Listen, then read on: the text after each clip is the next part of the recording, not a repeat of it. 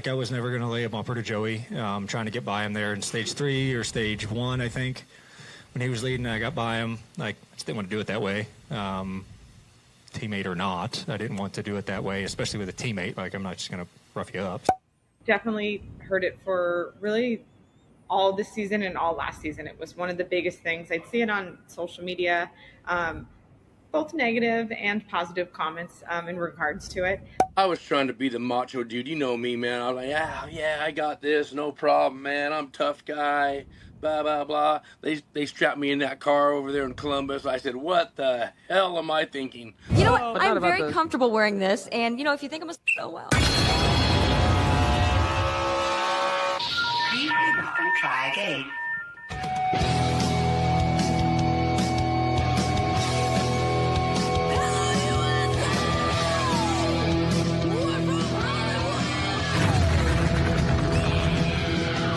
Live on the Freak Radio Network, broadcasting from the Lucas Oil Studios. Driven by General Tire. Rock on, baby! I am serious. Here's the Freaks.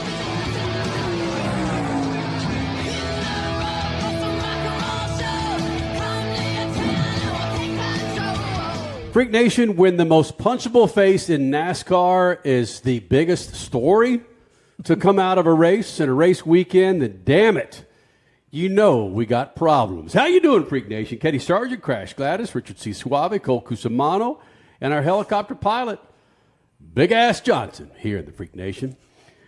And I mentioned the most punchable face in NASCAR. It seems if we, again, threw it out there on Twitter at Speed Freaks, who's got the most punchable face in NASCAR? It would be Ty Gibbs. Not Joey Logano, but Ty Gibbs. And it all started with our good friend Denny Hamlin saying, what in the F are you doing, teammate? I'm in the playoffs. You're not skipjack. Quit racing me like we're running for a championship. So what does Denny Hamlin do? He won't tell you what he did, but you can watch what he does on the track, and he punts his freaking teammate. And they get called to the Joe Gibbs principal office for a post-race conference. We'll get into all that coming up here in the Freak Nation. Her name is Brittany Force. She'll be joining us here in the Freak Nation. Zane Smith, having a hell of a year, tail end of the year in his Cup Series ride. He'll be joining us here in the Freak Nation. More with Ryan Blaney. And Shawn Reed, who, Crasher, what does he do? He comes back for the IHRA and NHRA, his first races, and does what? Well, he has a massive wreck, first of all, up in Seattle, the Northwest Nationals, NHRA. And we don't know how long he was necessarily slated to be out, but he does come back into an IHRA race the weekend after Labor Day, takes the win, and then the very next week back in NHRA and takes another win. So, yeah, just pretty spectacular what Shawn Reed's been doing. So Shawn Reed will join us sometime in the next couple of hours here in the Freak Nation and the Lucas Oil Studios. Be sure you follow us on Twitter, Instagram, Facebook, the website, speedfreaks.tv. Rich, you've been doing a damn good job on what the kids call TikTok. And we've been kicking some ass with those numbers on TikTok. Thank you, my friend. The people are loving the content on the Ticker Talkers, getting angry at us for some of the things we say, and that's okay. And I love that. The NASCAR shills that we are. Oh, are we all shills now? According to the chat, that's what we are. Oh, people, if you only knew. Look, man, when you have a race in New Hampshire, and the most exciting thing, what was it, about an hour into the race, is Josh Berry and his spin. Spin to almost win, yeah. Don't you think there's an issue there, Cole Cusimano, with a race? Yes, but I kind of expected this. I mentioned this on Humpday, too. It's just what you expect from Loudon. Not a whole lot of entertainment. In all fairness, I think it was the most entertaining race we've had in a while. Most lead changes in the next gen. Ton of green flag passes. I think the tires helped a little bit with the watchability and whatnot, but it's Loudon. Yeah. That's all I could say. It's a very flat track. Yeah. And NASCAR typically, no matter what the size is, does not do well on a flat track. Mm-hmm. Then what the hell do we do about it? Put Indy cars up there. Take NASCAR away. Yeah. Why do we continue to throw this away? Like, okay, it's just another track. We've talked about shortening the season ad nauseum. This could be a race that could go away, and it would piss off the northeastern part of the country. But they do have their Pocono, at least, and their Watkins Glen. You could remove Loudon from the NASCAR schedule, as long as you give them IndyCar. give them any. I want to hear from the two residentials here, Okay. Richie and Cole, on this comment. Again, something that we preached for 25 years here in the Freak Nation, shorten the G-damn races. If you shorten the race, maybe by another 100 laps, 150 laps, Cole, wouldn't this provide a bit more excitement, at least for the drivers, knowing that they got to get this S done within a shorter amount of times and they're to take bigger risks to provide us a little bit better racing? I mean, yeah, absolutely. And in all fairness, this was a very short race by comparison. It's only a little over 300 miles. What are you comparing But it still, to, man? 500, 400-mile races. It was only 300. It was only 300, But, that's true. Big but here, it was still 3 hours long. So with that in mind, absolutely. If we could maybe 200 laps, that's fine by me. It definitely would bring about some more excitement, make the stakes a lot higher, and maybe make this track worthy of remaining on the schedule. Richie, come on, help me out here. You know where I'm going with this, buddy. Stop going to ovals. Oh, geez. Wait, Ricky? what? I'm going that far. Oh. They have to have some. What else do you want me to say? make There's multiple not rules. like we've been over this over and over again. And it's just the car's crap. These tracks are crap. With this car, the tire fall off is not a thing. I saw a story this week where Joey Logano went to a tire test and he was like, "Our tires were done in 40 laps, and you had to at New Hampshire." And he was like, "We had to save tires to get to 40 laps, and Goodyear decided not to bring that tire. So instead of something like that, which has brought entertainment to Bristol and other tracks, we got the crap we got today." And so other than taking this car and taking it to the closest landfill and running it through the trash compactor, just get rid of damn ovals, give me a road course, give me 2-hour races, and we're good. And I'm excited. All right, next time I want to go to Richie for a comment similar to that. Let's just say, no, Kenny, don't want to go there to him. Hey, listen. You asked. I know I did, Richie. I know, but hold on. What were you expecting me to say? I don't know. Well, something coherent, damn it. Listen, we talked about it on Humpday, which, by the way, Freak Nation, 5 o'clock Eastern, every Wednesday on YouTube, about this. This is the first time at New Hampshire, Cole, that they run with this new tire compound at this track, right? Correct. And we thought that might provide us some additional entertainment. I thought so, because they ran this tire at Richmond a few weeks ago, and Richmond's only a quarter mile shorter. It was a great race. Rich even mentioned he thought it was the best oval race of the season. Richmond. Richmond. Richmond Yes. is awesome. There was no comparison, not even close to Loudon, what happened today. We should have brought the Bristol tire, honestly. Right? Last week. Have those things shred after like 20 laps. Call it good. Yeah. Remember our Sunday night show last week, how awesome that was because of the discussions that we had with the tires and the issues that we had with it at the drive.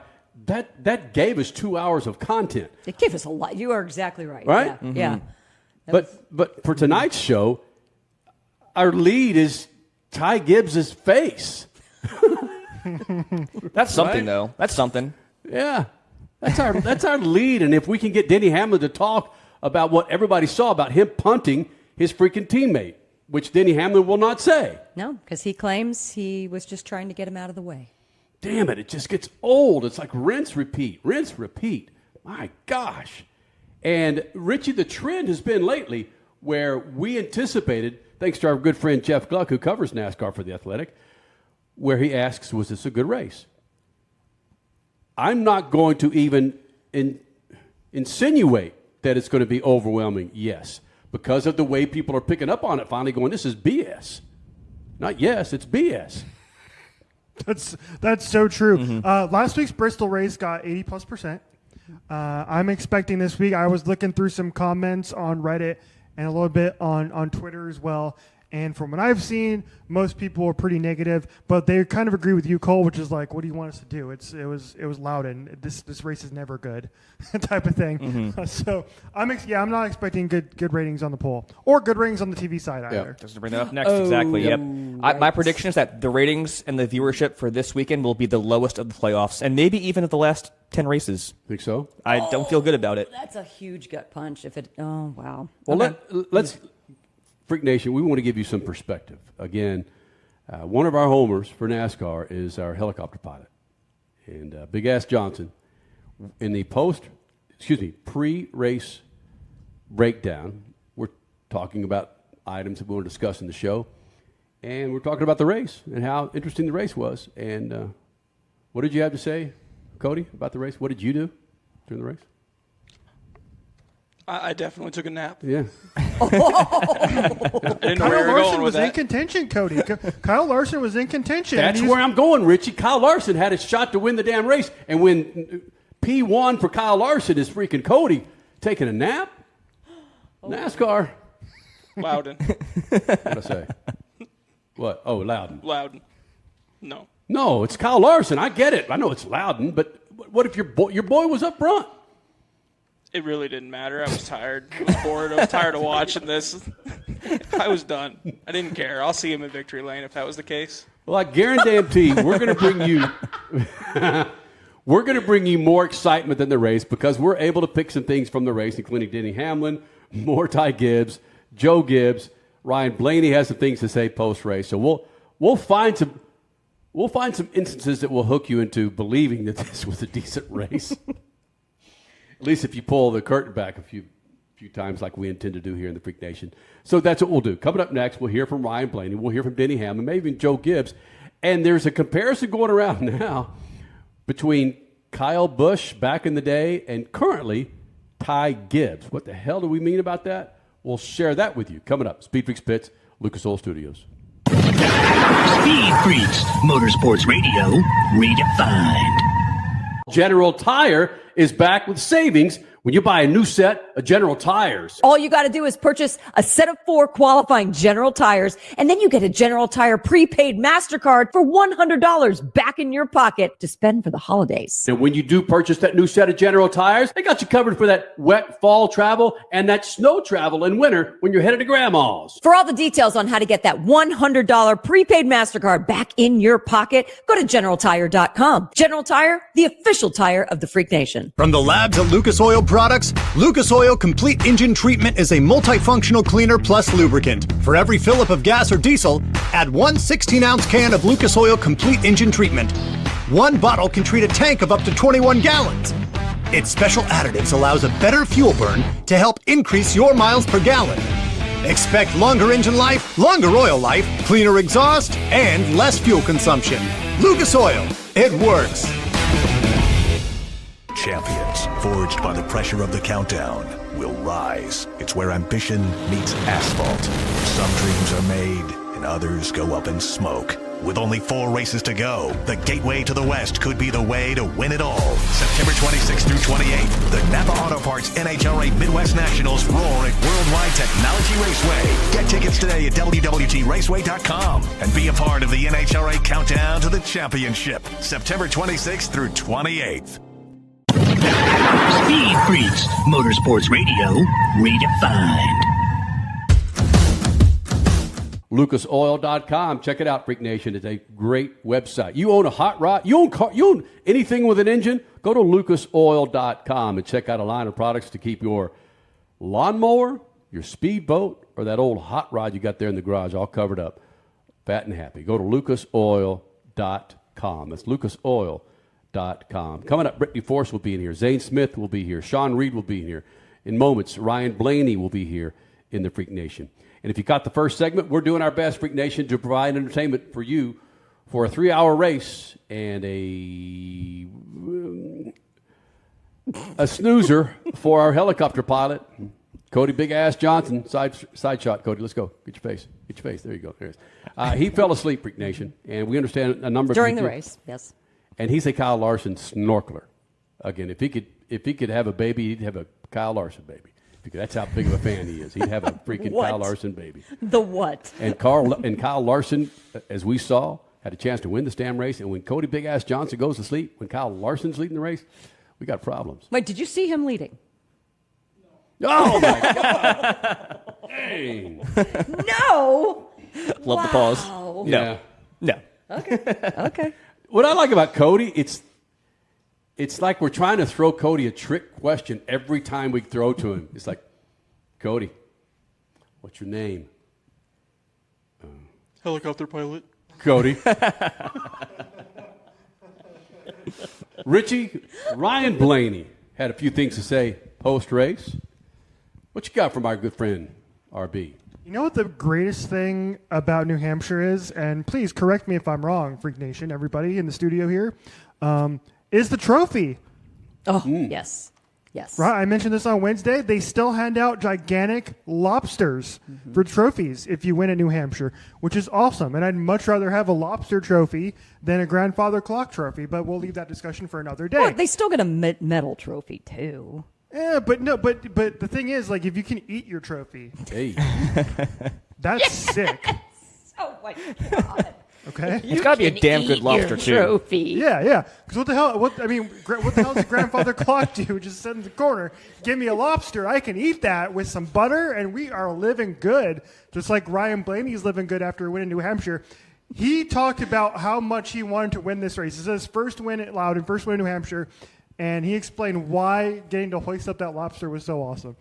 Yeah, I watched a lot of races here growing up, whether I was here or watching on TV. I thought the lobster was one of the coolest things in victory lane. I wanted to hold that lobster for like 30 years. I wanted to hold that thing up in victory lane just because I saw guys doing it when I was growing up, and it was just the coolest thing ever. And it's funny, like tracks have certain trophies that catch your eye as a kid, and this is one of them. And it was super cool to do that today. Can I say something? You can say whatever you want. I don't want to spoil anybody's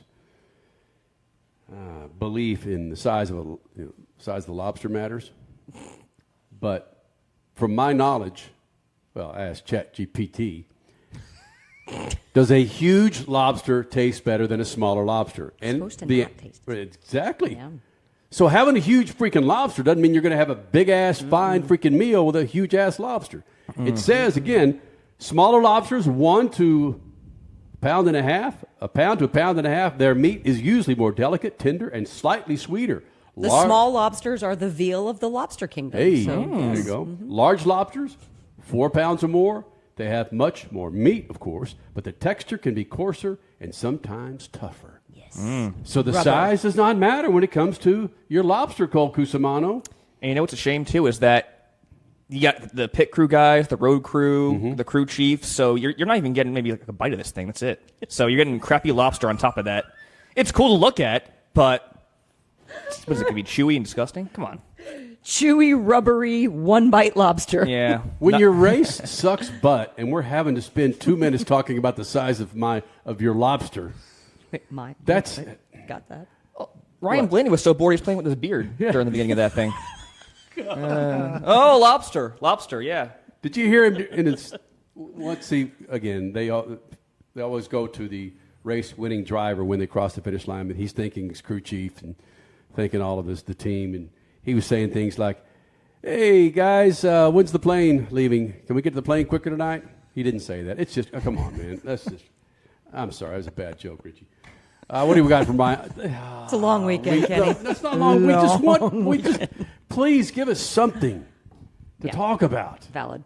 Go ahead, Richie. There was I remember this quote from Denny Hamlin. I think it was last year on his podcast, and he explained how in this new next gen Gen 7 car, all NASCAR was trying to do was create the illusion of good racing. So that's what we saw today between Ryan Blaney and Josh Berry, is that, they were bumper to bumper and they were looking like they were racing, but they weren't actually racing because you can't pass in this race car. Well, here is Ryan Blaney explaining what it was like racing his Penske-aligned teammate with the Wood brothers, Josh Berry. I 100% expect Josh to go try to win that race, so that was fun racing with him.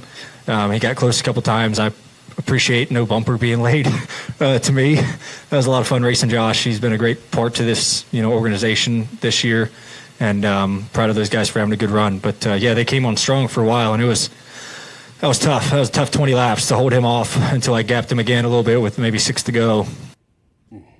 How about Josh Berry, where he had the 3 worst races in the history of mankind, and then we get to the next round in the playoffs, and he's like, I'm going to have my best race I've had in 6 months. Yeah, and he spun, too. He spun early in this race, and he still finished runner-up, so good on him. I was actually hoping he would pull out that win to make up for what his round of 16 was, but that's all right. I'm a Blaney fan, so yay. More from our Blaney? Here's Ryan Blaney talking about how remember for a lot of the season, Ryan Blaney was having such bad luck, right? He was having, engine issues. He was getting into crashes when he maybe had a good car. He had chances to win with the great car that he missed out on. So here's Ryan Blaney talking about how even with those issues all season long, this race and winning it doesn't mean that he's any more championship caliber than he was throughout the entire season. I don't think the win makes me feel any more that way. I felt really good about I think we can contend. This team has been really good all year. It's a championship contending team. It's a championship winning team a couple years ago. It's pretty much the same group of guys. And so my mindset really hasn't changed. I believe we can do it all season. And this win doesn't make me believe we can do it even more than what I felt like, going through the whole year. Colt Cusimano, you brought this up, and now that I think a little bit more about it, Penske, it seems like Penske's had Roger Penske, Penske Organization, Penske Entertainment, they've had a crap year. They've had a crap couple of years. They've just had numerous instances where they stumble over their D. But you asked the question, is Penske back? I don't know if you could say that, but with the dominance of Penske in the Cup car, with Logano, with Ryan Blaney, Cindric, we might discuss that, but can you even what kind of look is that, Crash? Where do you want to go with that? Cindric, I don't even want to discuss that. Huh?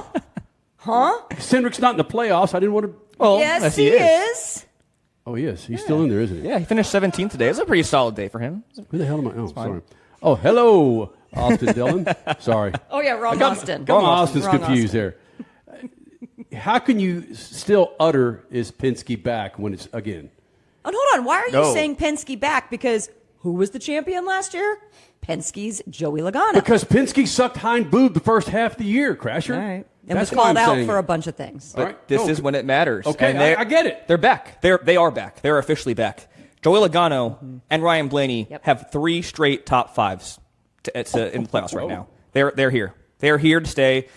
Booking for the championship 4. It's not an even year, so give it to Ryan Blaney. I would just like, who was amongst the 4 of us here, who was it that picked Ryan Blaney to win the championship? Richard. Looking good. Looking good. Now, we'll find out in a couple weeks if the Richie Jinks show's back up again. True. For now, it's looking good. Richie, one more before we go to break? So this is actually a good transition because coming up next, we're going to get more into the Ty Gibbs and Denny Hamlin situation. Well, Ryan Blaney was asked about how he handles situations like that. If he has a disagreement on track with the driver, he says he's very open. He's like, hey, I want to go and talk to them and figure this crap out before it festers. I think it's more beneficial to speak on it sooner than later, because if you don't speak on it sooner than later, things fester. People have their own minds. Like, did he do it on purpose? Whatever.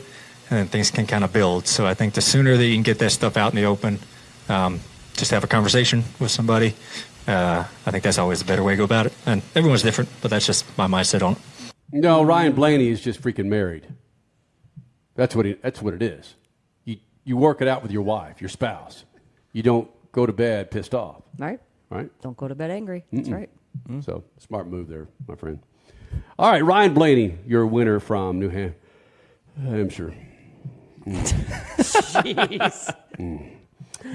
The most punchable face in NASCAR. We'll discuss that. Also, Zane Smith coming up. And Brittany Force. Speed Freaks Pits, Lucas Oil Studios. Speed Freaks, Motorsports Radio, redefined. For more than 30 years, Lucas Oil Products has been solving some of the most difficult mechanical problems in the automotive, marine, and industrial industries. From our original Core 4 products, heavy-duty oil stabilizer, power steering, stop leak, transmission fix, and fuel treatment, we have now developed over 400 custom products to help solve some of the world's toughest mechanical issues. Go to lucasoil.com to see what we have in store for you. Lucas Oil, it works.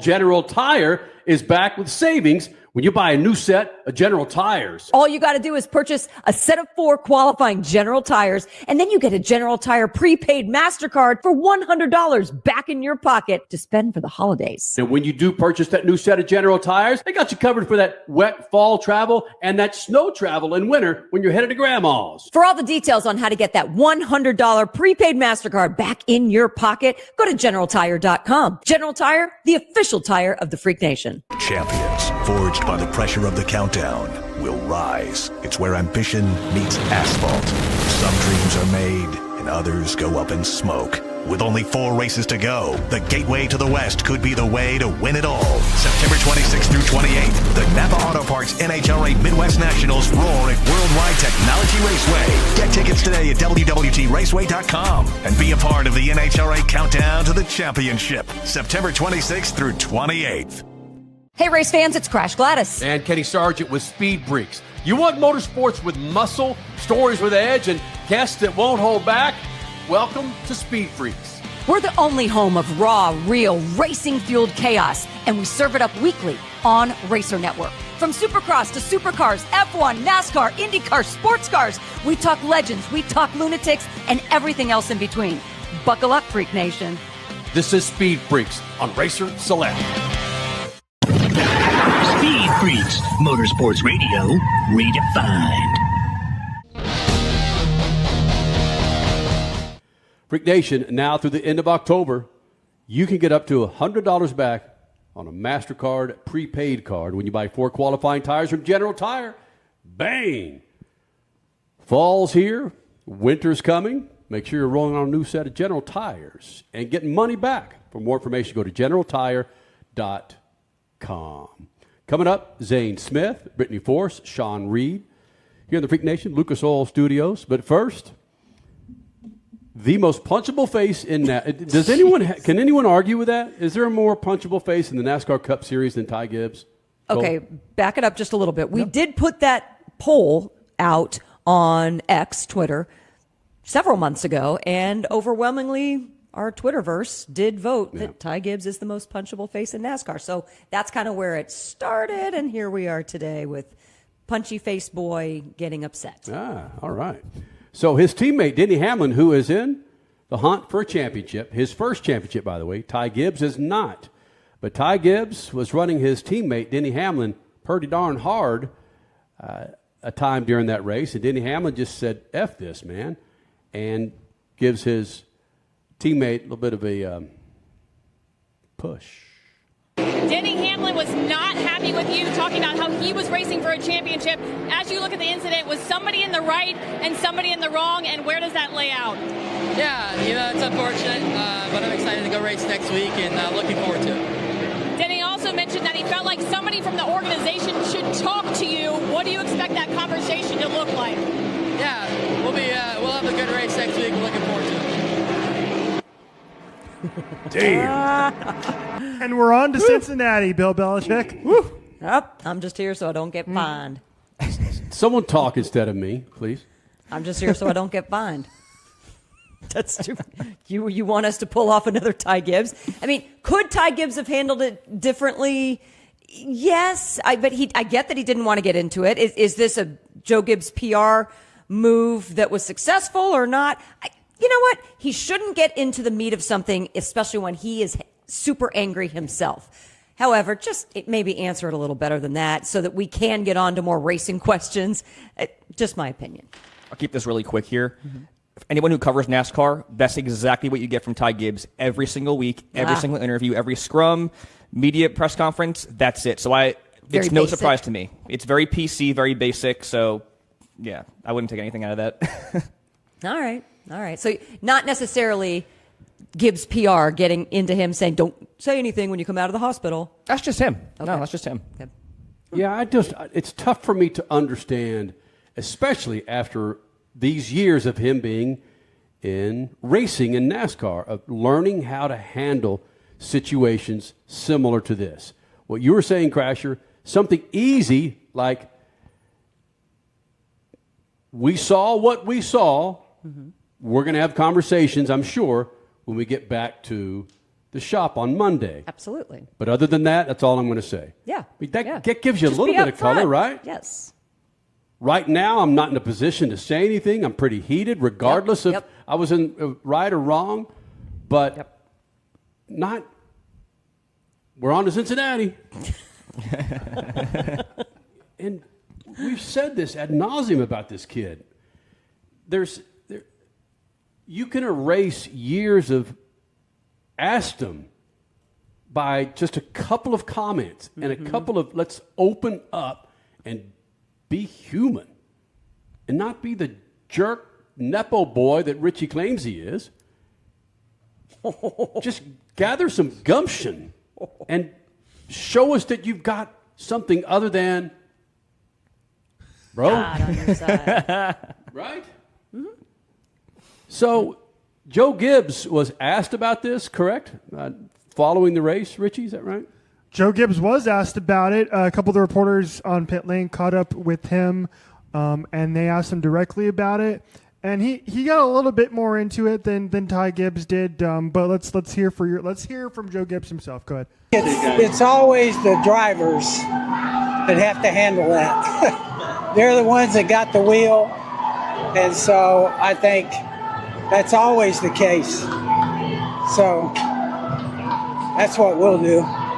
Do you have to step in at all? No, I think those guys all are the ones driving the cars, and so we'll kind of those guys will get together on their own and figure it out. Were you upset over the incident itself, or did you view it as just one of the racing thing? I think it's hard for me. Okay, it's not me; it's the drivers. So that's the way I've always looked at this. So. Okay, I get that it's the drivers that are having issues, Coach, but these are two drivers that are not going to see eye to eye. It is up to you to be their leader, to be their coach, and give them some sort of direction. They're never going to see eye to eye, I don't believe. But at least you can set the bar where they need to be as teammates. Without you stepping in, you said you're not going to step in. Without you stepping in, that's going to lead to further issues in your team. So I don't agree with what he's saying there at all. There was an instance over the weekend that my lovely wife and I encountered, and it involved our wonderful midfield goal-playing daughter in a soccer game Saturday afternoon where she needed to be reprimanded.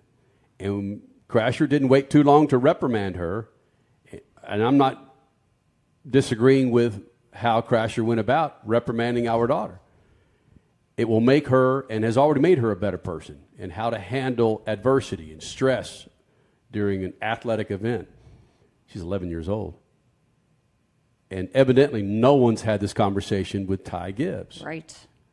Regardless of where he is on the racetrack, how he did, this is how you handle this situation. This is how you handle that situation. The minute someone perceives my daughter to be an a-hole is the moment that I have failed, and that I'm going to go back to the drawing board and figure this thing out to where I'm going to be a leader for her and show her how not to be an a-hole. This is how you approach certain situations. You don't yell certain things on the field back on the sidelines, Henley. You just don't do that. Ty Gibbs, this is how you handle certain situations to where you don't sound and look like a damn jerk over and over and over. No one wants to spend their time talking to you because of the, as Cole said, the amount of bull S you give us when we ask you questions. We've had an opportunity 2 or 3 times to have you in the Freak Nation, and I've declined. You sat over there on not a stool, but a chair by yourself with your PR person for, in NASCAR speak, a long-ass time for minutes upon minutes. No one would go over there and talk to you in this scrum. I just don't want to.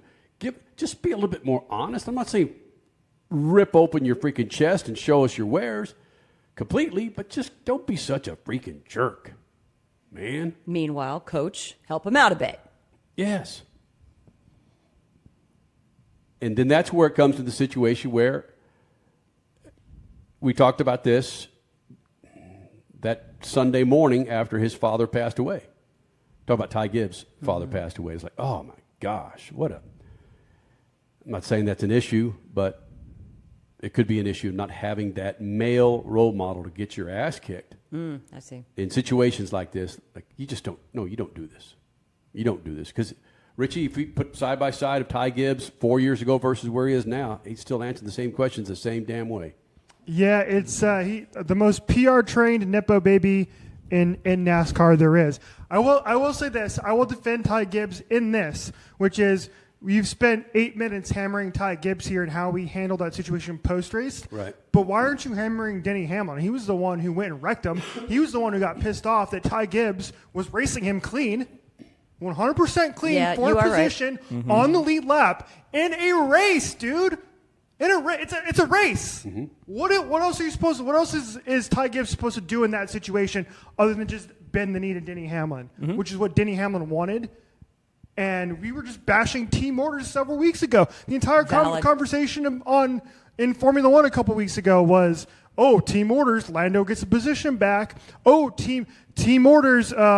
When we were talking about the Hendrick situation and Alex Bowman, right, and trying to make the playoffs. And now it's all, that's our conversation point is, it's Ty Gibbs. You need to buck up and grow up a little bit instead of Denny Hamlin needs to freaking grow up and not spin out your damn teammate intentionally early on the race. That's a long 300 laps, Denny. Chill out a little bit, bro. I'm curious to see what he says on this podcast this week, if he takes any culpability and responsibility for what he did. Because he sure as heck didn't do it today. I don't know if we have time to get to him here in this segment, but he did. He basically was like, it was a racing incident. Got a little loose.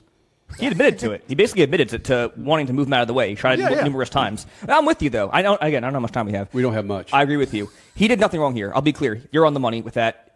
Just give us some more, Ty, more personality to work with. We'll do this. We've got Brittany Force coming up next. All right, Brittany Force, huge news. She's leaving her seat next year to hopefully start a family. We catch up with her. Yes, the daughter of John Force. We catch up with her, but let's do this. Top of the hour, we'll get back into this conversation. Denny Hamlin, Ty Gibbs, Joe Gibbs. Deal? Let's go. Brittany Force next. Speed Freaks Pits, Lucas Oil Studios. Speed Freaks, Motorsports Radio, redefined.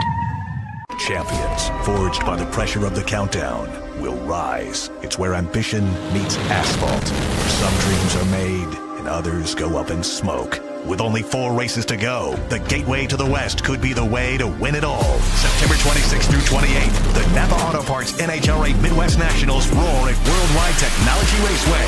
Get tickets today at WWTRaceway.com and be a part of the NHRA Countdown to the Championship, September 26th through 28th.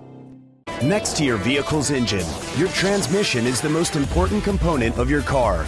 If it's not properly maintained, your car may not shift properly. By adding Lucas Transmission Fix to your transmission, it cleans and lubricates sticking valves for proper shifting, renews worn bands to stop slipping, stops seal leaks, will not void new car warranties, contains no harmful solvents. Lucas Transmission Fix. It works.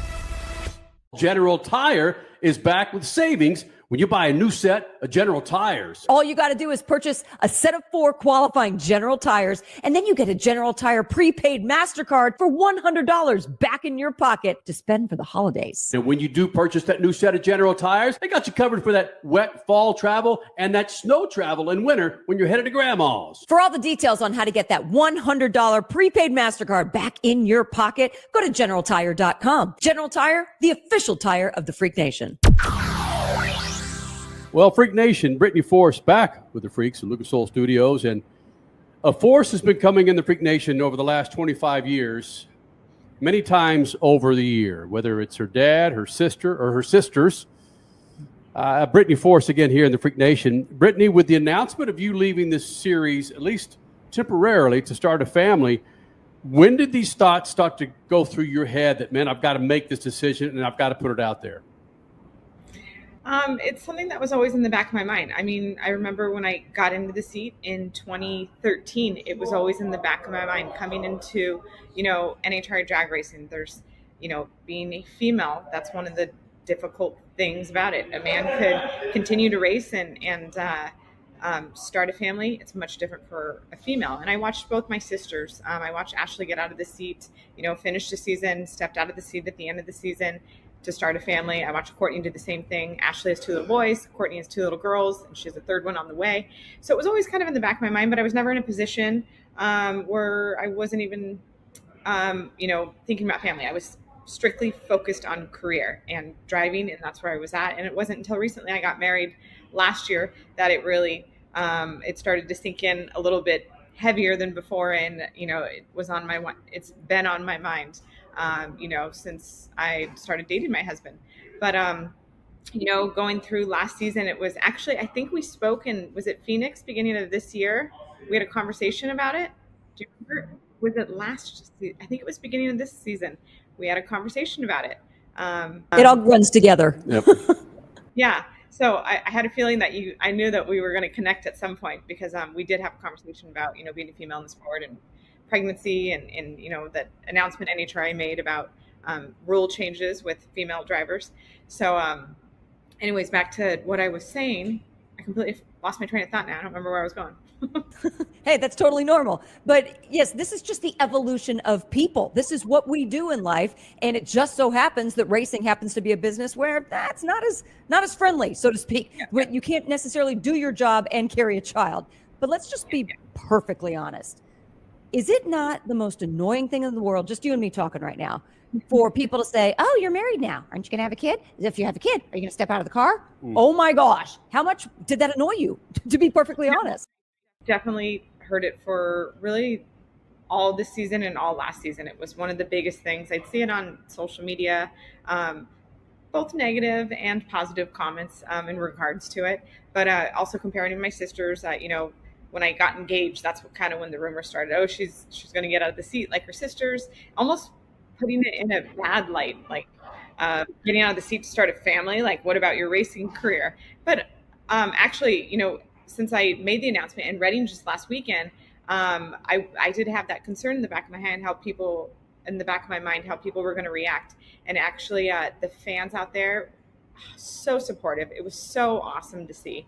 A lot of them came up to me and were thanking me for 13 years, being able to follow along my journey and watch my career, and thanked me for that. So that kind of just blew my mind. It was really amazing to see that. But like I said to you when we spoke in Phoenix early in the year, I firmly believe you dedicate me as a driver in the seat. I'm going to dedicate everything, put all my focus into either that car, that team, and driving and trying to win a championship, or I will remove myself and put my focus on something else. I don't think there's a place for both in one space. It is Ida smoking the tires early. It is Brittany Force, 343.51. 343.51, the fastest speed in the history of drag racing. But Brittany, you go out and set all these freaking track records. You're going bananas speed at ET, and then all of a sudden we get this news. It's like, bam, bam, slingshot. But I get it. I wanted to, my sisters both made their announcements after the season, at the end of their season. And one of my sisters, her hands were tied through sponsor reasons. She wasn't allowed to say anything, or, they made the announcement. And I wanted to do it differently. I'd been speaking to my sponsors, all season long.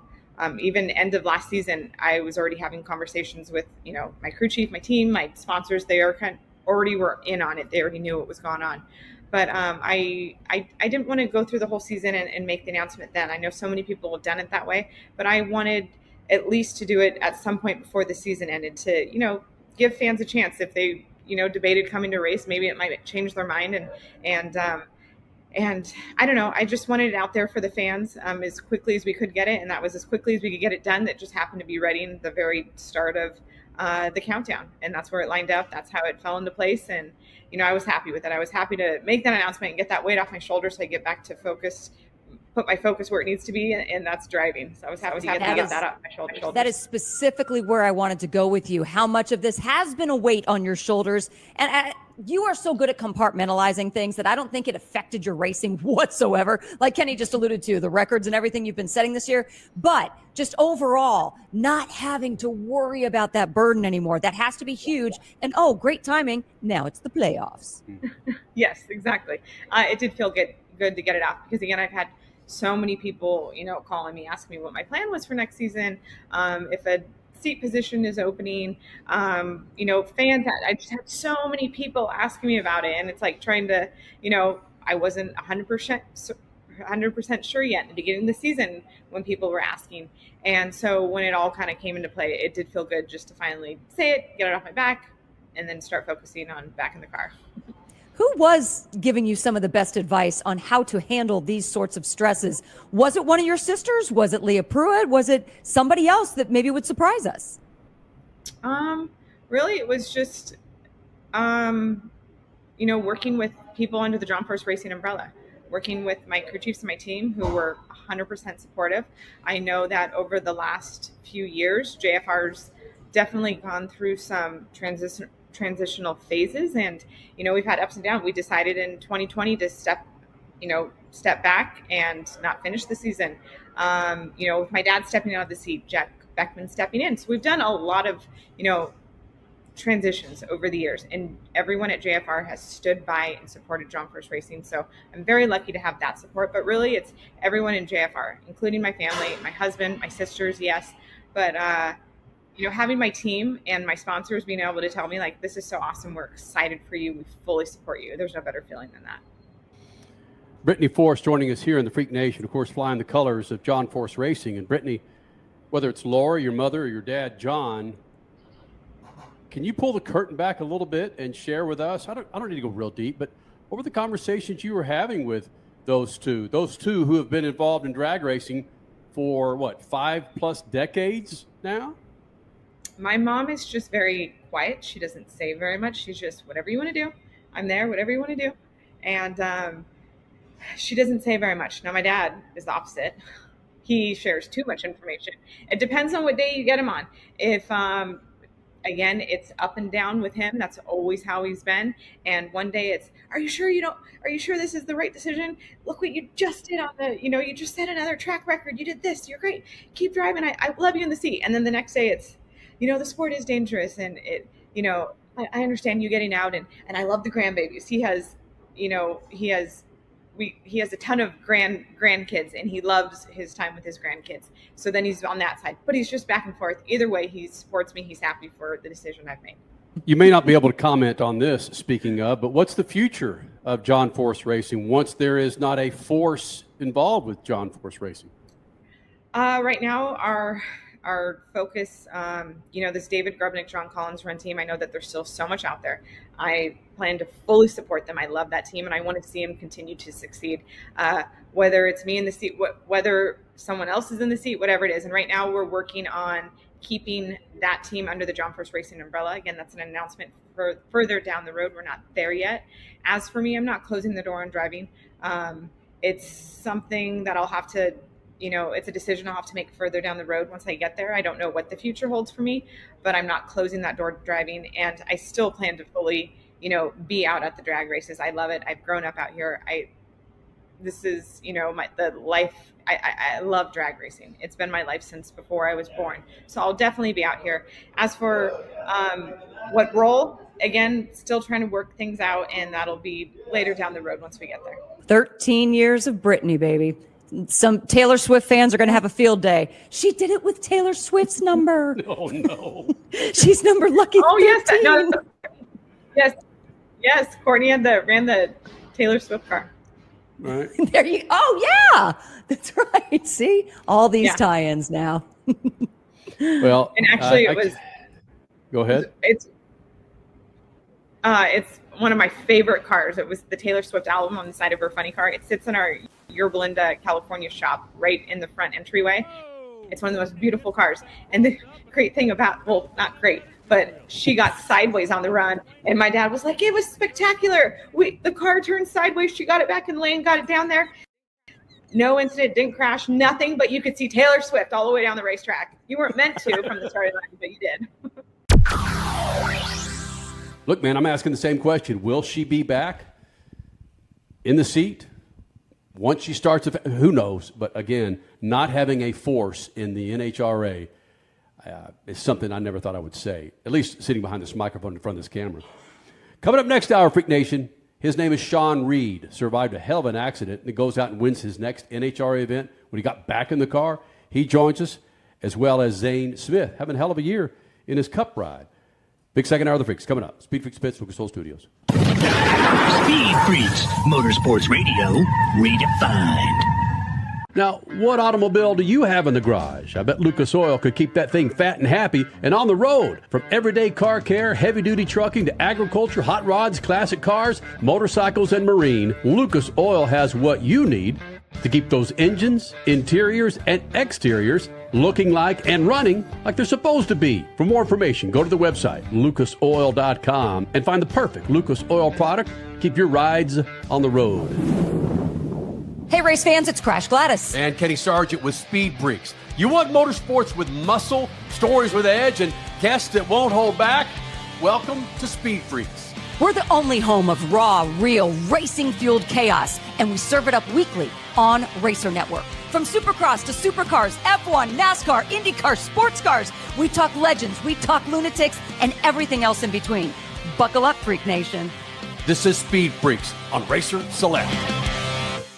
General Tire is back with savings when you buy a new set of General Tires. All you got to do is purchase a set of 4 qualifying General Tires, and then you get a General Tire prepaid MasterCard for $100 back in your pocket to spend for the holidays. And when you do purchase that new set of General Tires, they got you covered for that wet fall travel and that snow travel in winter when you're headed to Grandma's. For all the details on how to get that $100 prepaid MasterCard back in your pocket, go to GeneralTire.com. General Tire, the official tire of the Freak Nation. Champions, forged by the pressure of the countdown, will rise. It's where ambition meets asphalt. Some dreams are made and others go up in smoke. With only 4 races to go, the gateway to the West could be the way to win it all. September 26th through 28th, the Napa Auto Parts NHRA Midwest Nationals roar at Worldwide Technology Raceway. Get tickets today at WWTRaceway.com and be a part of the NHRA Countdown to the Championship, September 26th through 28th.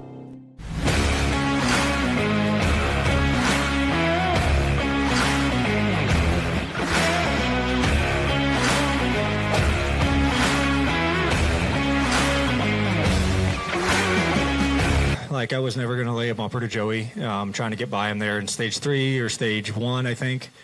When he was leading, I got by him. Like, just didn't want to do it that way. Teammate or not, I didn't want to do it that way, especially with a teammate. Like, I'm not just going to rough you up.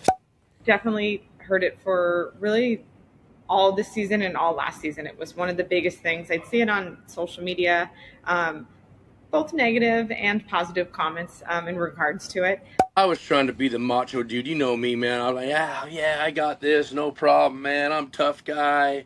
Blah, blah, blah. They strapped me in that car over there in Columbus. I said, what the hell am I thinking? You know what? I'm very comfortable wearing this, and, you know, if you think I'm so well. Try again.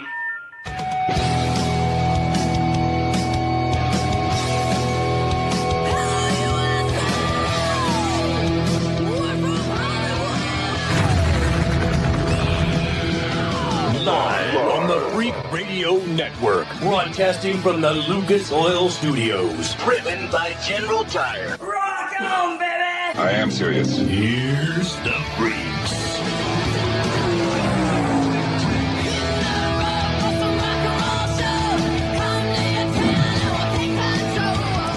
Freak Nation, Denny Hamlin, Ty Gibbs, Joe Gibbs, Kyle Busch. We'll do our damnedest to hit all of those coming up in this first segment. Also coming up this hour, Zane Smith and Shawn Reed in a hell of an accident in the Top Fuel car many weeks ago. And then he hops back in his hot rod. And what does he do in his first race back for the NHRA and the IHRA? Goes out there and wins the damn things. So he joins us coming up this hour as well. Be sure to follow us on Twitter, Instagram, and, of course, Facebook, the website speedfreaks.tv. Before I go any further, I want to say this, that our good friend Cole Cusimano, his lovely sister, owns a big-time pizza parlor, Italian joint, called Amici's in Phoenix, Arizona. Mesa, specifically, is that right? Mesa, yep. Mesa, all right. And we had a little bash here in the Freaks abode Saturday night, and up in my door, show up 4 big freaking boxes of pizza, and what was the other stuff that was in the garlic knots? Garlic knots. I threw in some Zeppelis for you guys too. I love Had to have that. some sweets, right? What do you call those? Zeppelis. Zeppelis. Boardwalk style in a paper bag, like Right. Coney Island. You know. Oh, well yeah, done. it's good stuff. And you can kind of ruffle up the bag too, to where it kind of looks like Yeah. you're holding it running through the streets. Make right? it rough, yeah. Shake up the powdered sugar. Yeah, that was massive hit too. It's a Ooh, yeah. very popular Italian joint in Mesa. But Cole, why doesn't Amici's have their name on the freaking pizza boxes? Oh, you guys got the I no got the good ones. generics. So The no good yeah, ones. we do have our name on the box. We ran out though. I brought the cool one here for Humpday. Right. Yeah, it has a Ninja Turtle on it. Godzilla's on there. yeah. King Yeah. Kong. We ran out recently, so you got the reject ones. That's okay. Tastes okay, right? That's all that matters. It's greatness. There was not a piece left. Nope. There were Good. many adults, many kids. It was fantastic pizza. So thank you for that. And Cole, this morning. everybody asked, "Where's this pizza from? What's it called?" Huh? Appreciate the support, guys. Thank you. It's greatness. Hey, look, man. Denny Hamlin and his teammate Ty Gibbs had a little tussle on the track in New Hampshire, Freak Nation. We're going to dive a little deeper into this, freaks. And Richie, if you would, let's set this up, my friend, because there's a number of things I'd like to get to in this segment. Some fantastic audio video that will help us move this thing along, given the fact that New Hampshire was pretty much an S-box of a race, my friend. And again, when we are relying on teammates and the most punchable face, in my opinion, in NASCAR, Ty Gibbs, to hook people to watch us, we got problems. So, buddy, let's go.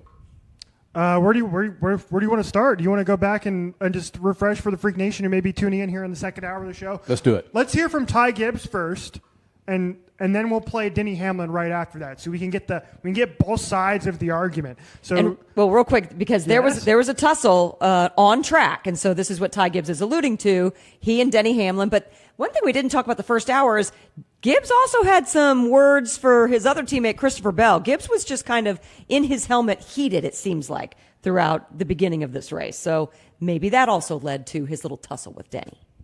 go ahead and play the Ty Gibbs from our friends at NASCAR and NBC here. Denny Hamlin was not happy with you, talking about how he was racing for a championship. As you look at the incident, was somebody in the right and somebody in the wrong, and where does that lay out? Yeah, it's unfortunate, but I'm excited to go race next week and looking forward to it. Denny also mentioned that he felt like somebody from the organization should talk to you. What do you expect that conversation to look like? Yeah, we'll have a good race next week. We're looking forward to it. Great follow-up there from Tim Kuhn, I believe. Yep. Yep. Tim Kuhn on pit road there for Yep, NBC. I like that. Yep, very solid. That was awesome. That was a great follow-up there. Okay, so that was the perspective from Ty Gibbs. He did the Marshawn Lynch, I'm here so that I get fined. I'm on to Cincinnati answer. Denny Hamlin was asked about this incident as well, and here is his explanation for what happened between the two of them. We made contact in a one. It was like the fourth or fifth time we made contact, but eventually ended up getting spun. Would you have felt that? Would you have done the same thing if it wasn't a teammate, or how would you feel like it would have been different if you weren't teammates? Well, I made a mistake in a turn one, so yeah, I would have made a mistake with anybody in that position. So what's this out of the way? I was trying to get by him. that was a task in itself. What's the discussion that needs to happen, or if any, with Ty or between you or somebody else? Yeah, I'll let leadership kind of, quarterback it however they'd like to. But obviously, us, the 2019, are all trying to win a championship for their family.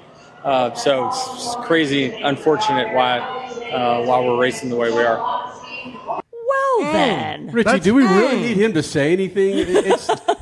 He's guilty. That sounds like a man who's guilty to me. Who? Denny Hamlin. Guilty for what?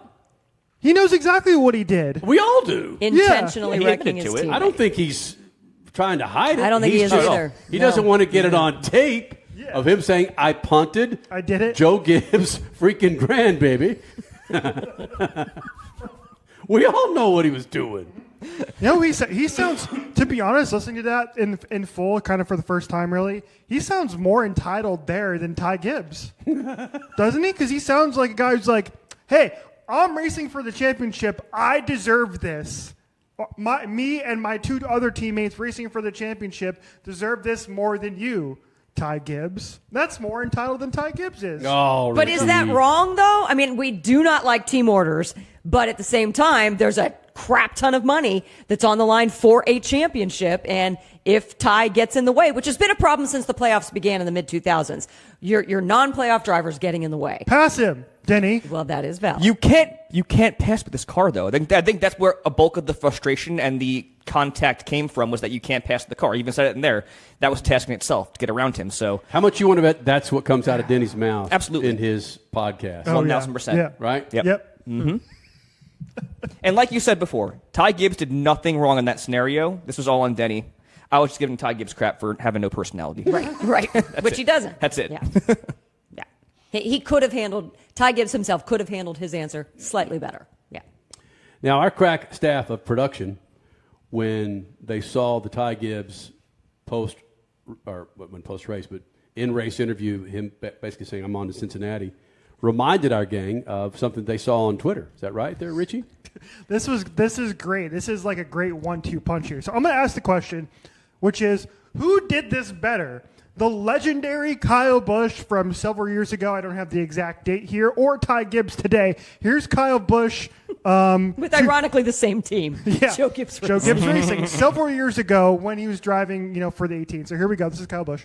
Fantastic weekend here in Phoenix. Back to the racetrack. What did Logano do? Wrong, and was the racing any differently? Everything's great. Looking forward to getting back to the racetrack and getting into my race car. Are you okay with Joey moving forward? Everything's great. Really looking forward to getting in my race car and getting back here at Phoenix. Speaking of that, are you glad that this is over now? You can get in the car where you're comfortable and get back to racing? Everything's great. Really looking forward to getting back in my car and being here in Phoenix. Okay. So good. See, I'm voting for. I think Kyle did it better because Kyle's got that snarky ass personality, and that's great. And he played that villain role so well back when he drove the 18 cars. Yes. So more of that, Ty Gibbs. More of that. Well, he was in a gaggle of mics too, and he really didn't move his head at all, and it was the same response. He couldn't turn away. With the same tone. With Ty Gibbs kind of turned from Ken Coons. Kyle could not turn away. Just bam. That is awesome. You know what's funny? Personal story here. I was in a scrum with Kyle Busch, and he had one of those conferences where he was given that same exact answer over and over again. I cracked him. He was sponsored by M&M's at the time, Mars. Yes. I said, "What's your favorite Mars candy bar?" Snickers. So I broke the mold. So I got him to say something else. So just wanted to throw that out there. It was kind of fun. Cole cracks Busch. Man, freaking news from Love Cole Cusimano. Oh, and now we know he likes Snickers. Yes, big Snickers guy. Yeah, Kyle Busch wins that one. Easy. I would like to actually have a study. We got a break. We got a break in about a minute. An actual freaking hardcore study from my crack staff over the last 20, 25 years, who collectively has had the most punchable face in NASCAR. Let's put it back out on the X. Well, don't we have to come up with them? Oh. No, we could just have people. Kyle Busch would be one. Logano would be sure. one. Mm-hmm. I mean, Ty Gibbs. Would Harvick be one? I think so. At a time, yeah. Mm-hmm. I mean, come on. Michael Waltrip. Oh, without question. He walks away with it. Yeah, come on. Yeah, he's like one, right? Austin Hill. Oh, yep. Austin Hill now. He's up there. Mm-hmm. Damn. All right, Freak Nation. You want to do Shawn Reed or Zane Smith, Crasher? Next. Let's do Shawn. Shawn's just, there's something about this interview with Shawn. He's still just in an amazing attitude, an amazing headspace after losing a freaking finger and bruising ribs. So, all right. Shawn Reed, Top Fuel winner, joins us next, Speed Freaks Pits, and Zane Smith. The tail end of this 2025 season for Zane Smith in the Cup Series, pretty damn good. It's all coming up. Speed Freaks Pits, Lucas Oil Studios. Speed Freaks, Motorsports Radio, redefined. General Tire is back with savings when you buy a new set of General Tires. All you got to do is purchase a set of 4 qualifying General Tires, and then you get a General Tire prepaid MasterCard for $100 back in your pocket to spend for the holidays. And when you do purchase that new set of General Tires, they got you covered for that wet fall travel and that snow travel in winter when you're headed to Grandma's. For all the details on how to get that $100 prepaid MasterCard back in your pocket, go to GeneralTire.com. General Tire, the official tire of the Freak Nation. From the labs at Lucas Oil Products, Lucas Oil Complete Engine Treatment is a multifunctional cleaner plus lubricant. For every fill-up of gas or diesel, add one 16-ounce can of Lucas Oil Complete Engine Treatment. One bottle can treat a tank of up to 21 gallons. Its special additives allows a better fuel burn to help increase your miles per gallon. Expect longer engine life, longer oil life, cleaner exhaust, and less fuel consumption. Lucas Oil, it works. Champions, forged by the pressure of the countdown, will rise. It's where ambition meets asphalt. Some dreams are made, and others go up in smoke. With only 4 races to go, the gateway to the West could be the way to win it all. September 26th through 28th, the Napa Auto Parts NHRA Midwest Nationals roar at Worldwide Technology Raceway. Get tickets today at WWTRaceway.com and be a part of the NHRA Countdown to the Championship, September 26th through 28th. Speed Freaks, Motorsports Radio, redefined. Shawn Reed joining us here in the Freak Nation. Again, what does Shawn Reed do when he returns from his accident? He goes out and wins an IHRA event, and his first NHRA event, comes back and kicks some ass to beat the bejesus out of a whole lot of dudes coming into that race. 2 races off of an accident, 2 races on a return, 2 wins. What? Yeah. What? Coming off that accident, Shawn Reed, was there a bit of ambivalence, or was there a time when you were going up to the starting line going, damn it, last time I was in this cockpit, I was sideways? Did that enter your mind at all? Yeah, you know what? I didn't, I was trying to be the macho dude. You know me, man. I was like, yeah, I got this. No problem, man. I'm a tough guy. Blah, blah, blah. They strapped me in that car over there in Columbus. I said, what the hell am I thinking? I was like, I'd have been better smoking dope somewhere than getting in that car. I promise. I mean, it wasn't just getting in the car, Kenny. It was, I mean, I thought about it when I was backing up from the burnout, and I shut my eyes and prayed at 800 feet, dude. I prayed. I just said, please don't pop a tire and just stay on there. I mean, it was, it took me 3 or 4 runs, and then on top of that, so that was a great weekend. Then you come to Reading, and I'm just clicking rounds on Sunday, you know, cars going A to B, and I'm like, oh wow, this is cool. And I'm getting ready to fire up in the final, and what's that? I'm in the right lane. Doug Clinton's in the left lane, and the last time I ran him, I mean, it could have been a disaster. And I thought, I was getting ready to fire up, and I was looking at the Jumbotron, and it showed at the end of the track, and it showed me in the right lane and Doug in the left lane, you know, getting ready to go. And I about,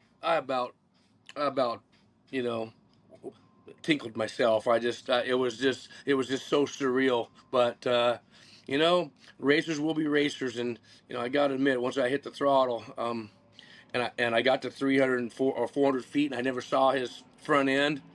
I'm like, well, this might turn out to be pretty dang cool, you know. So it was pretty dang cool, you know. You know what? That is surreal, but at the same time, it's what you needed to get over that mental hump, because you knew eventually you were going to have to go head to head against him. It was the finals, but you got it out of the way. Do you feel now that moving forward, anyone you match up against, it's getting better and better and better? Yeah, it's getting, I mean, it definitely is getting better. You know, yeah, it's nothing can nothing could let anybody know what it's like to drive a top field dragster, and there's no way I can tell you what it's like to crash one at 290. I know what it's like, but I can't.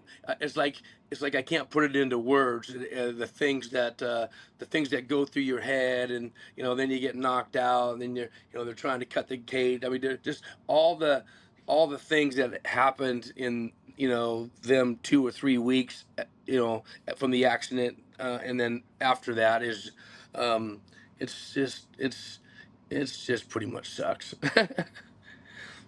It's interesting to me. I mean, I think you guys need to be giving Doug Coletta some serious gifts of some sort, you and Tony Stewart, because Tony had a crash up against Doug. What's Doug got? Is there like a voodoo doll or something? Of course I'm kidding, people, but my goodness, Doug.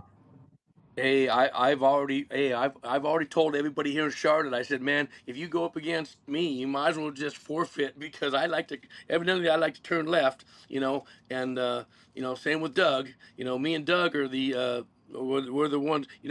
Here's the other just crazy thing is, like, I didn't really talk to Doug too much. I had talked to him and said, I said, thank God you smoked the tires right there. It would have just been a disaster, man. And he goes, yeah. He goes, I go, you've been doing this so long, and I don't think you've ever crashed. He goes, yeah, I've never had a major crash at all, And I mean, this was like in Indy or something, not here. And Doug goes, what you did was like 1 in a million, man. That stuff just doesn't happen, man. And then he goes out and loses a front tire. But I haven't talked to too many people on that one, but they were saying the front tire blew. I think the front tire that broke. I think the front tire broke off the car. It didn't have. I think the front tire broke off the car is what I think. But that's just me.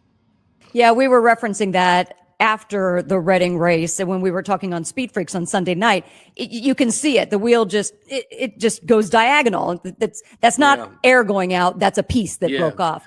And that's like if it just popped, Doug would have been able to drive it. I think it thing folded under, which kind of pulled him left into Tony, man. I mean, it looks like Doug just drove into him, and Doug didn't just drive into him. I mean, he was the car took him there, absolutely.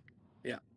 So Shawn Reed joining us here after a wild crash at the NHRA Northwest Nationals in Seattle, and then his first 2 races back, one in IHRA, one in NHRA, win. Holy cow. Your mental capacity right now seems to be high, seems to be happy. I'm sure. I mean, I noticed that your hand is still a little bit swollen. Are you needing to get yourself there every day when you wake up, or are you truly kind of still riding high and happy on things? Yeah, no, I mean, it's, I'm kind of happy I'm not back in St. Louis right now, because my PT guy is, oh man, he's a brutal guy. But I'm trying to do a few things, and there's a lot of phantom, pain. There's a lot of, even, I wouldn't say pain. It just sometimes it's like like my finger's still there, and it's I gotta remember that my guys like to play a lot of jokes on me. I mean, they're like, they're standing around the other night, and they're like, hey man, you got something up there, man. You got something up there. I'm like, huh, I did, but yeah, right there. And so I go up, I go up and try to pick my nose with a finger that's not there. I poke my eyeball out with my middle finger, and they thought that was just funny as heck. They got me good there, Christ. Yeah, I think there's only a handful of people who can empathize fully with how that feels, the phantom pain. That is wild to me. Have they, though? You talked about this the last time we had you on. Have they brought out that foam finger yet to back you up? No, I keep on waiting for it, man. I've seen it in the trailer, but they'd have to go up and hide it over the wall. So I mean, I would just die laughing if they did it, but I mean, I haven't seen it yet. I haven't seen it yet. But they everybody keeps on asking me. They're like, man, you crashed, you lost a finger, you went and you won your first 2 races back, and what how can you top that? I said, get a mobile surgeon, cut another one off, take me to Charlotte. Let's go. What?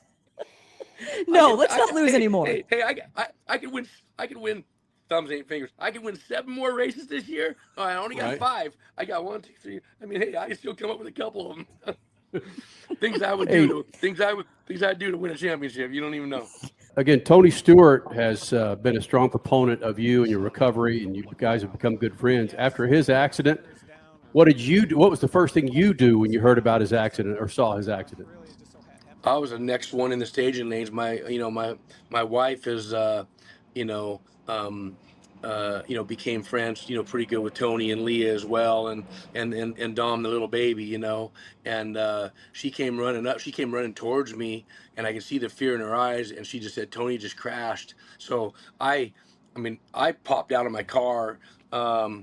I popped out of my car so quick, it wasn't even funny. And I went to the start, and I went right to the starting line, and with my helmet on and everything, and just started taking some stuff off and just watching it. But yeah, it was kind of deja vu. It's just like, man, I mean, when I saw it, I'm like, man, he should be okay, man. I mean, everything I went through and the safety things in these cars, I mean, he should be okay. But I saw him like, kind of, walking, pretty gingerly. And then I did after the run, I did go in his trailer, and he was sitting there and, holding the baby, and, his left hand was, he goes, I messed up my left hand a little bit. And I'm like, well, you got fingers. It's good. And it's good. You're making progress. And we kind of laughed about that. And then, he's the one that, after the race on Monday, he's the one that texted me that I'm the second guy since Doug Herbert in '99 to win an IHRA and an NHRA back to back. And I'm like, oh, that's the first. I mean, so that was the first I heard about it. And Tony Stewart's the one that texted me that. And then he said, oh yeah, you want to beat that? He goes, not that pro's been around that long and had races, but you're the only one that's ever won a pro race, IHRA race, and an NHRA race all in the same year. And I'm like, yeah, I never knew that. And coming up next, a Cup Series pilot. All right, Zane Smith having a hell of a second half of the 2025 Cup season. He joins us next. Speed Freaks Pits, Lucas Oil Studios. Speed Freaks, Motorsports Radio, redefined. For more than 30 years, Lucas Oil Products has been solving some of the most difficult mechanical problems in the automotive, marine, and industrial industries. From our original Core 4 products, heavy-duty oil stabilizer, power steering, stop leak, transmission fix, and fuel treatment, we have now developed over 400 custom products to help solve some of the world's toughest mechanical issues. Go to lucasoil.com to see what we have in store for you. Lucas Oil, it works. General Tire is back with savings when you buy a new set of General Tires. All you got to do is purchase a set of 4 qualifying General Tires, and then you get a General Tire prepaid MasterCard for $100 back in your pocket to spend for the holidays. And when you do purchase that new set of General Tires, they got you covered for that wet fall travel and that snow travel in winter when you're headed to Grandma's. For all the details on how to get that $100 prepaid MasterCard back in your pocket, go to GeneralTire.com. General Tire, the official tire of the Freak Nation. Champions, forged by the pressure of the countdown, will rise. It's where ambition meets asphalt. Some dreams are made and others go up in smoke. With only 4 races to go, the gateway to the West could be the way to win it all. September 26th through 28th, the Napa Auto Parts NHRA Midwest Nationals roar at Worldwide Technology Raceway. Get tickets today at WWTRaceway.com and be a part of the NHRA Countdown to the Championship. September 26th through 28th. Hey, race fans, it's Crash Gladys. And Kenny Sargent with Speed Freaks. You want motorsports with muscle, stories with edge, and guests that won't hold back? Welcome to Speed Freaks. We're the only home of raw, real, racing-fueled chaos, and we serve it up weekly on Racer Network. From Supercross to Supercars, F1, NASCAR, IndyCar, sports cars, we talk legends, we talk lunatics, and everything else in between. Buckle up, Freak Nation. This is Speed Freaks on Racer Select. Speed Freaks, Motorsports Radio, redefined. So Zane Smith is back in the Freak Nation. And Zane, I was telling your manager, your buddy Steve Pegram, that you benefited from the Speed Freaks mojo before you even knew it, because on our show last Sunday night, we said, listen, Zane Smith booked an interview with the Freak Nation, hasn't even come in yet, but the Speed Freaks mojo was working in your favor. And for you to get that finish in Bristol, I hope you understand a lot of that had to do with the Speed Freaks mojo, buddy. Yeah. Hey, if I is that lucky, I'll come on every week now. It's gonna give me a run like that. So yeah, that was fun to have a shot at it the other night. And not every weekend you have a shot to get your first Cup win. So enjoyed that. And just a really good night for our team. And I believe that there's only 7 races left, but I feel that run will do a lot for us momentum wise in the future. It's not just that run, though. You've had a good string of races. Heck, I really liked one of your races. I think it was Atlanta back in June, I think. You've had great races. Something has really connected this summer. Can you put your finger on it? Just experience, just everything clicking is probably the biggest thing. But yeah, I've really enjoyed this year. And then, just it sucks where we're at in points, but if we didn't have the month we did in August of just getting wrecked, I think 3 weeks in a row, I think it would look a lot different. And just trying to rebound from that in the Cup Series is tough, and it just takes a little time to get those points back. But we've had a lot of good runs this year, and even when we did get wrecked, we were running inside the top 10 and having some more good ones when that happened. So just trying to keep it going, and some great racetracks for us coming up here at the end of the year. So I believe we get this win to close out this year. Just need to keep runs like that going. Heck yes. But you just alluded to the fact that now we've got only 7 races left in the season. And is it about points anymore? Or is it just about, like you said, that camaraderie, that momentum build to work on in the off season and kick off next season with an even better footprint? Yeah, no, you're right. Like, we're not just dead focused on these points since we didn't make the playoffs. But I think what was it, on Saturday we got 40 something points, and typically we just don't get that many. And so that just feels good to, I don't know, jump up a couple spots maybe in the points. And a lot of the guys that we're close with, that's a big difference in year-end money for our team. And so, battling for that. But ultimately, to your point, we're trying to build momentum for next year and keep these guys fired up throughout the offseason. And I believe runs like that will do that. And so, just ones that come to mind, I think Loudon will be great for us this weekend. I'm looking forward for Kansas, Vegas, Phoenix, Martinsville, Talladega. We had obviously great speed getting the pole there earlier in the year and laying some laps. So, just excited for these final races coming up. I was there. I was loving every minute of it. But sometimes people watching on TV, it's a different perspective, and they see a lot of yellow flags, and it's not as entertaining as being there in person.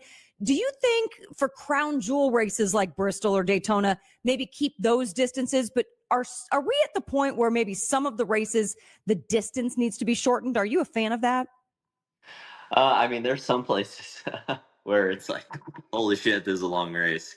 But then, that's what makes our sport cool, especially from the manufacturer standpoint. Like, this equipment is getting just hammered for 500 miles and 600 miles in the Coke 600. And so that appreciation for the sport and the team, I think, goes a little unrecognized. Like, it needs to be appreciated a little bit more. Just because, man, we are really hard on equipment for a long period of time. And so, and that just doesn't happen. That comes down to how the preparation at the shop is, and just some incredibly talented people that work on these things. Zane Smith joining us here in the Freak Nation. A fantastic finish in Bristol, top 3, actually third at the Bristol, joining us here in the Freak Nation Lucas Oil Studios. There were so many things from that race that still stick with me. One in particular was I was watching a lot of football. I was watching some of the undercard up to the fight that night, and then I would go back to the race. I was tending to my daughter and the party and so forth. Excuses, Listen, Kenny. And I hear about this gimmick crap that's going on. I think there's no gimmick. Then I hear now they've been allotted one more set of tires. I'm going, what the hell is going on? What? Yeah, that's frustrating. You're in your car, and these rules are being changed. How's it communicated to you, and what's a driver think about this? Well, that's the one thing, and that doesn't happen often.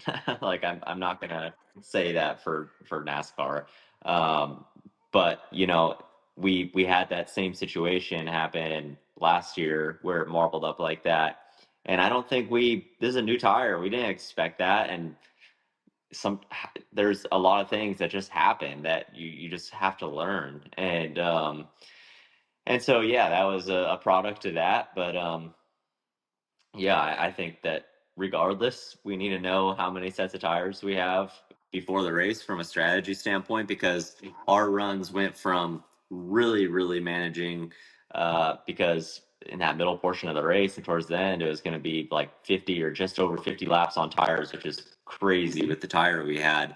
And then they let that other set go because we were going to be out of tires, and how they were recording so bad.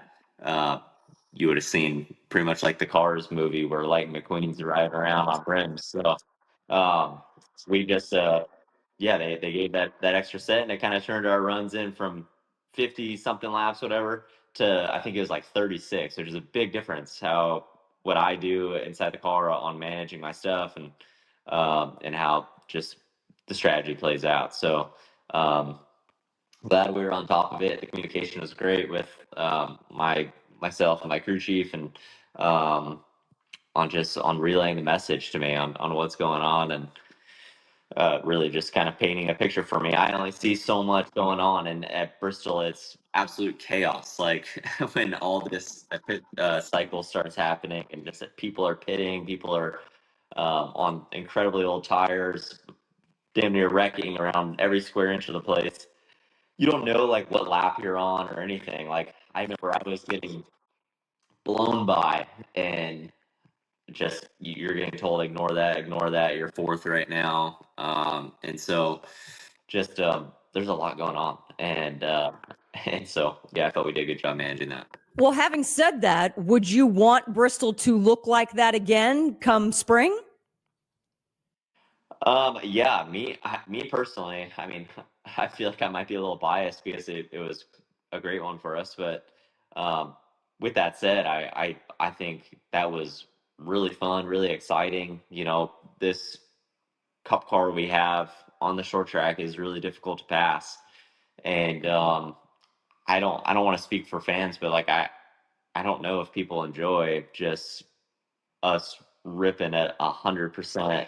15-second lap times for 500 miles straight and like no cautions. Like it's kind of cool to have some of that strategy into play, and you get to see the comer and goers of just guys that want to burn their stuff up, and you'll see them again in about 20 laps, or you see the guys get rewarded that are managed and are smart with their tires at the beginning part of a run.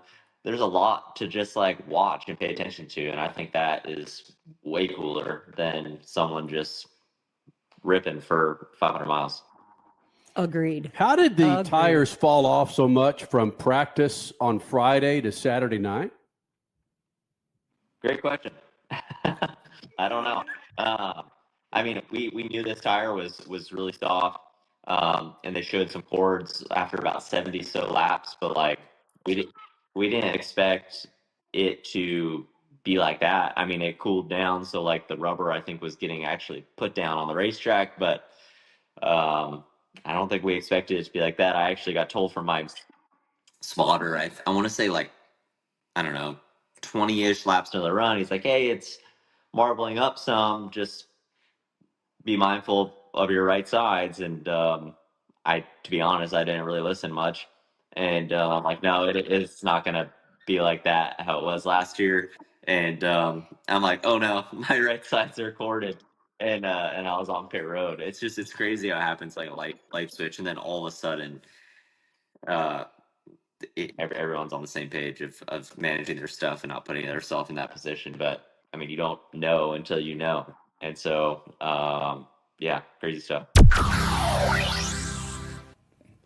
And Freak Nation, we'll wrap it up with a Hayden Deegan accident and a modified tire frisbee. We'll explain. That's next. Speed Freaks Pits, Lucas Oil Studios. Speed Freaks, Motorsports Radio, redefined. Now, what automobile do you have in the garage? I bet Lucas Oil could keep that thing fat and happy and on the road. From everyday car care, heavy-duty trucking to agriculture, hot rods, classic cars, motorcycles, and marine, Lucas Oil has what you need to keep those engines, interiors, and exteriors looking like and running like they're supposed to be. For more information, go to the website, lucasoil.com, and find the perfect Lucas Oil product. Keep your rides on the road. Hey, race fans, it's Crash Gladys. And Kenny Sargent with Speed Freaks. You want motorsports with muscle, stories with edge, and guests that won't hold back? Welcome to Speed Freaks. We're the only home of raw, real, racing-fueled chaos, and we serve it up weekly on Racer Network. From Supercross to Supercars, F1, NASCAR, IndyCar, sports cars, we talk legends, we talk lunatics, and everything else in between. Buckle up, Freak Nation. This is Speed Freaks on Racer Select. General Tire is back with savings when you buy a new set of General Tires. All you got to do is purchase a set of 4 qualifying General Tires, and then you get a General Tire prepaid MasterCard for $100 back in your pocket to spend for the holidays. And when you do purchase that new set of General Tires, they got you covered for that wet fall travel and that snow travel in winter when you're headed to Grandma's. For all the details on how to get that $100 prepaid MasterCard back in your pocket, go to GeneralTire.com. General Tire, the official tire of the Freak Nation. Champions, forged by the pressure of the countdown, will rise. It's where ambition meets asphalt. Some dreams are made and others go up in smoke. With only 4 races to go, the gateway to the West could be the way to win it all. September 26th through 28th, the Napa Auto Parts NHRA Midwest Nationals roar at Worldwide Technology Raceway. Get tickets today at WWTRaceway.com and be a part of the NHRA Countdown to the Championship. September 26th through 28th. Speed Freaks, Motorsports Radio, redefined. Coming up, we may get more into the most punchable faces in all of motorsports, with Michael Waltrip, in my opinion, being the king of all when it comes to punching faces. It's Michael Waltrip. What? It's true. Is that right? He's a punchable face. Okay. But before we get into that, Richie and Big Ass Johnson reminded me there were a couple of instances over the weekend where Crasher Super Motocross involving Ryder DiFrancesco and Hayden Deegan with the last Super Motocross race of the year over the weekend. Yeah, there's Hayden Deegan. So the finale, the Super Motocross World finale, was in Las Vegas over the weekend.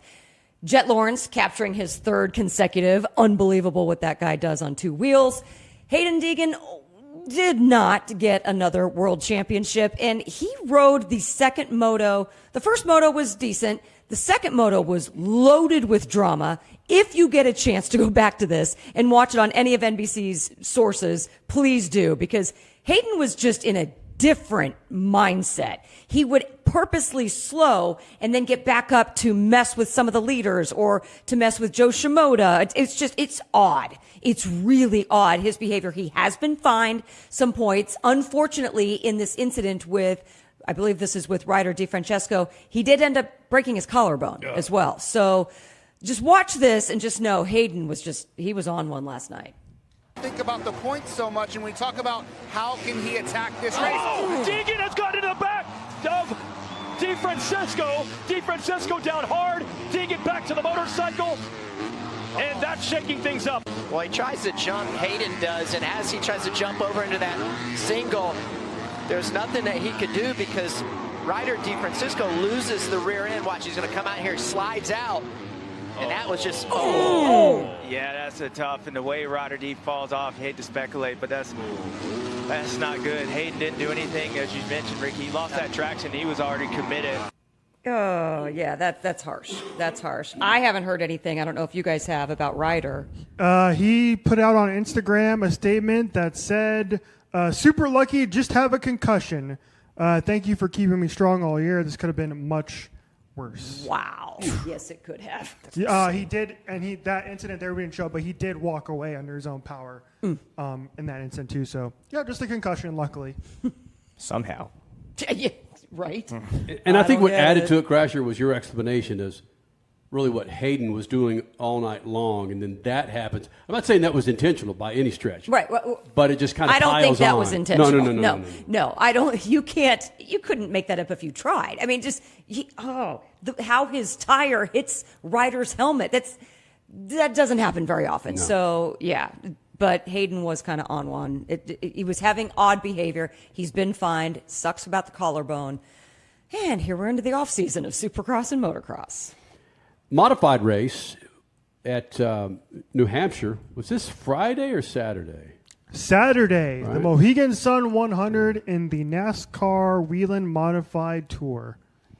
Have we, Crasher, you would know, have we seen a modified race in person over our 25 years? Yes. Yes. We haven't probably in the last 10, but yes, in California, Paris Auto Speedway, we saw some at Irwindale Speedway. No, not the Wheeling Modified, not these. We've seen other modified, not the Wheeling Modified, the National Series. We've not seen this. No, we haven't. I would have to have a deeper I don't on think that. I have. Okay.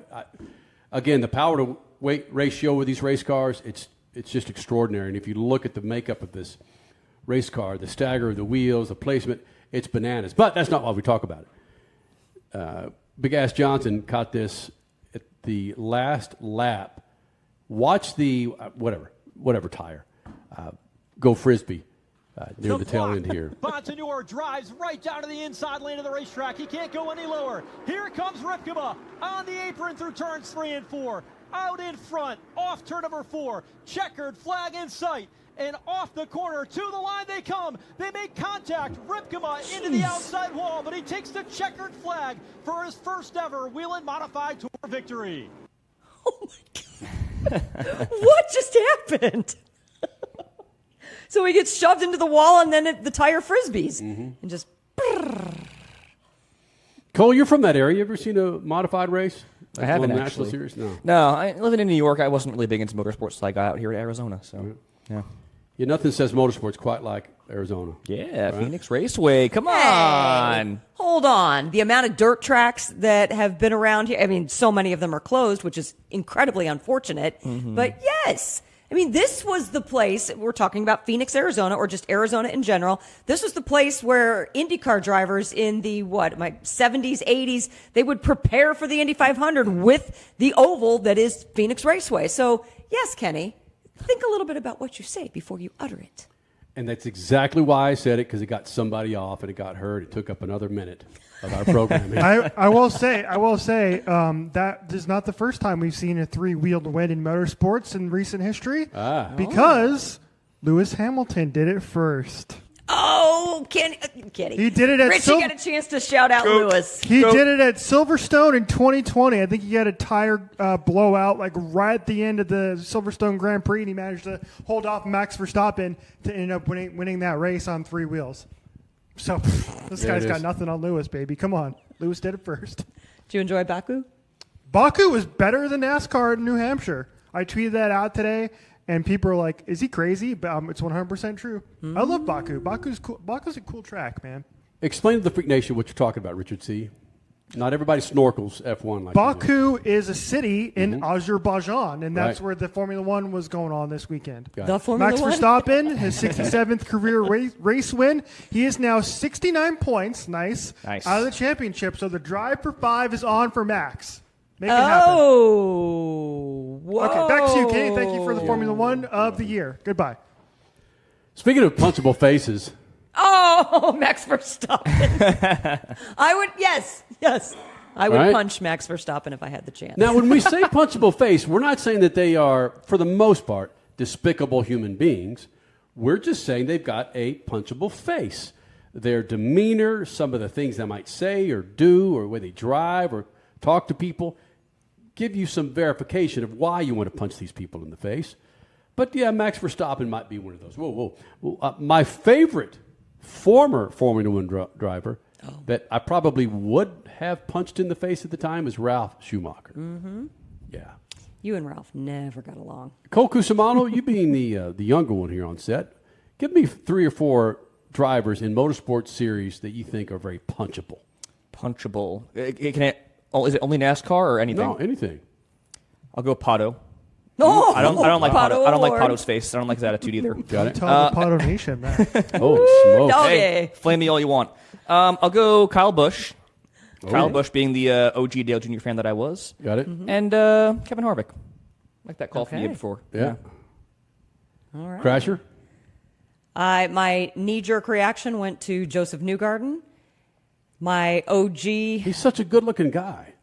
So's Pato. So's Max Verstappen. But you just said it has nothing to do with their looks or the fact that they might be a despicable human being. Whoa. You're not saying Joseph is despicable. No, I said might. Okay, got it. His antics over the 2025 season. I think a lot of people would like to punch Joseph Newgarden. I'm just throwing it out there. Including teammates? Yes. Yes. Right. Going back some time, and this is a guy that I really like. But I think that he definitely was punchable in his day, Paul Tracy. And let's do. I can't. I'm having a really tough time coming up with a third. It's all right. It's tough on the spot. Yep. I'll just go with Ty Gibbs just because we've been talking about him all night as the punchable bean boy. Yeah. Wow. Richie? I'm a pacifist, Kenny. I refuse to be violent in this situation. I'm a non-violent person, so I decided to ask Grok instead. And they came up with their number one answer, Joey Logano, a.k.a. the Smirk King. This guy's face screams, I just spun you out and blamed the shadow. Smirk King. The Smirk King. Joey Logano, the Smirk. Next time Joey comes into Freak Nation, you got to ask him about Smirk that King. nickname. Yeah, we should. We should. Mm-hmm. But he's laughing now. That's Who's right. laughing now? Joey. Mm-hmm. All right. Joey. Well, I'm going to go with my man, Michael C. Waltrip. Oh, of And course. As I think he will hold that mantle for me for the entire rest of my life, unless someone else is able to duplicate the Aston that he has provided us over the last 3 decades. Aston. That's good. Hold on. If you have to choose Michael Waltrip or Ralph Schumacher. Ralph Schumacher. Oh. Yeah. Because he legitimately earned the punchable face with me. Right. So there you go. Do we have All time right, man. for you to talk about it? Oh, we don't sure have don't. time. We gotta go. Later. Speed Freaks, Motorsports Radio, redefined. Now, what automobile do you have in the garage? I bet Lucas Oil could keep that thing fat and happy and on the road. From everyday car care, heavy-duty trucking to agriculture, hot rods, classic cars, motorcycles, and marine, Lucas Oil has what you need to keep those engines, interiors, and exteriors looking like and running like they're supposed to be. For more information, go to the website, lucasoil.com, and find the perfect Lucas Oil product. Keep your rides on the road. Hey, race fans, it's Crash Gladys. And Kenny Sargent with Speed Freaks. You want motorsports with muscle, stories with edge, and guests that won't hold back? Welcome to Speed Freaks. We're the only home of raw, real, racing-fueled chaos, and we serve it up weekly on Racer Network. From Supercross to Supercars, F1, NASCAR, IndyCar, sports cars, we talk legends, we talk lunatics, and everything else in between. Buckle up, Freak Nation. This is Speed Freaks on Racer Select. General Tire is back with savings when you buy a new set of General Tires. All you got to do is purchase a set of 4 qualifying General Tires, and then you get a General Tire prepaid MasterCard for $100 back in your pocket to spend for the holidays. And when you do purchase that new set of General Tires, they got you covered for that wet fall travel and that snow travel in winter when you're headed to Grandma's. For all the details on how to get that $100 prepaid MasterCard back in your pocket, go to GeneralTire.com. General Tire, the official tire of the Freak Nation. Champions, forged by the pressure of the countdown, will rise. It's where ambition meets asphalt. Some dreams are made and others go up in smoke. With only 4 races to go, the gateway to the West could be the way to win it all. September 26th through 28th, the Napa Auto Parts NHRA Midwest Nationals roar at Worldwide Technology Raceway. Get tickets today at WWTRaceway.com and be a part of the NHRA Countdown to the Championship. September 20th.